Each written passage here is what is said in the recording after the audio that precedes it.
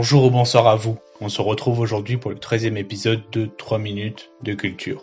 L'entité abordée aujourd'hui est la double monarchie d'Autriche-Hongrie, qui naquit en 1867 du compromis austro-hongrois. Rapidement, l'Autriche-Hongrie est une double monarchie constitutionnelle, avec notamment comme capitale Vienne et Budapest, respectivement en Autriche et en Hongrie. La religion d'État est le catholicisme. Sa population en 1910 est d'environ 50 millions d'habitants et sa monnaie le florin, puis la couronne en 1892.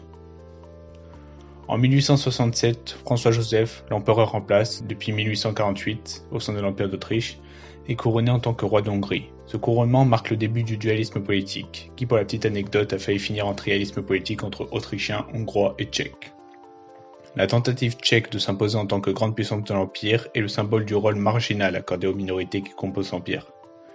Car même si l'essor économique de celle-ci, et surtout de la Bohême, Moravie et Silésie, en actuelle République tchèque, sont d'un essor relativement fort, économiquement, il y a quand même un manque de reconnaissance de ces minorités. Leurs langues et cultures ne sont pas mises en avant, et au sein de la vie politique, le pouvoir et la prise de décision est partagé entre l'Autriche et la Hongrie, qui forment à eux deux seulement 44% de la population et qui laissent sur le bas-côté les 56% restants.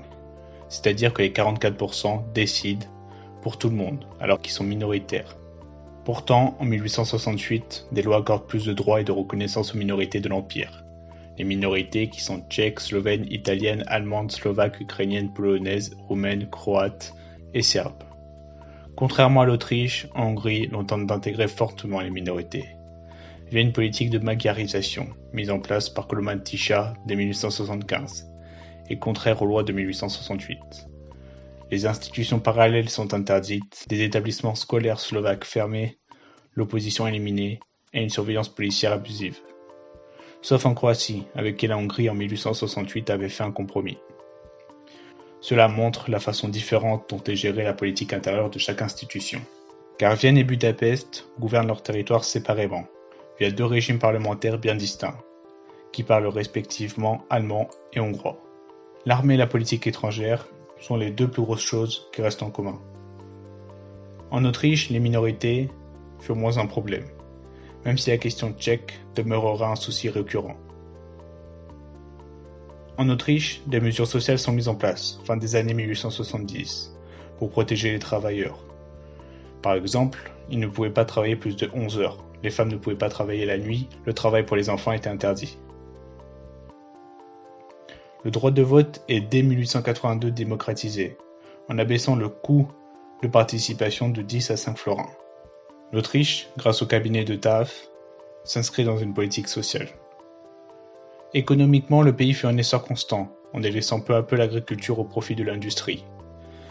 Les minorités ne sont pas exploitées. La redistribution des richesses se fait assez bien, même si les régions centrales restent les plus riches. Le chemin de fer permet à tout l'Empire de profiter de son développement. En termes de politique étrangère, l'Empire ne fut pas brillant, même si la double monarchie se rapprocha de l'Allemagne de Bismarck pour former en 1879 la Duplice, et se protéger mutuellement des Russes, ce qu'a voulu Andrassy dès 1867, et puis ensuite plus tard à partir de 1882 former la Triplice avec l'Italie, et cette alliance durera jusqu'en 1914. Les principales querelles furent balkaniques, notamment entre la Russie et l'Empire ottoman, soutenu politiquement par l'Autriche-Hongrie, puis entre l'Autriche-Hongrie et la Serbie dès 1903, et surtout depuis l'annexion de la Bosnie-Herzégovine en 1908. La Serbie elle-même soutenue par les Russes. L'Autriche eut d'autres alliés, comme la Roumanie elle-même enrôlée dans le but de bloquer l'influence russe. Elle-même, la Russie, ou même encore la Serbie, au début en tant qu'allié. L'Autriche-Hongrie, complexe empire, décrit parfois comme maladroit, est une institution qui à long terme n'était pas viable. Notamment à cause du manque de reconnaissance des minorités, et d'un dualisme politique contraint de faire face à l'avidité des masses, financière et politique. Mais malgré ça, je trouve que c'est un bel empire, qui a permis la rencontre culturelle des différents peuples, des différents groupes ethno-linguistiques, notamment à Vienne, très diverses à cette époque. L'Empire a permis la protection de petites nations, le développement de chacune d'entre elles, et la construction, en elles, de futures grandes et vraies nations.